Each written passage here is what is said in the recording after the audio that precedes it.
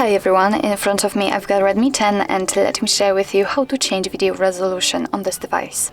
So first of all, let's open the camera app and of course give all the permissions if needed. Okay, so right now we are on the standard photo mode, so we have to switch to the video one. Let's tap on the video, and since this option is highlighted, since it is in orange color, and since you can see red inside the shutter button, it means that for sure we are on the video mode. So now let's enter the settings, which are in the right upper corner. Just tap on the three bars icon, and as you can see here, we've got only two different options of resolutions. So we've got them right here on this option bar.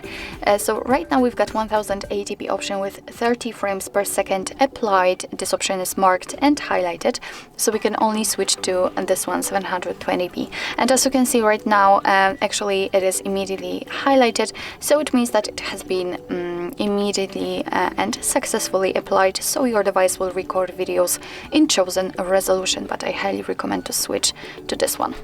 So actually this is it. This is how to change video resolution in your Redmi 10.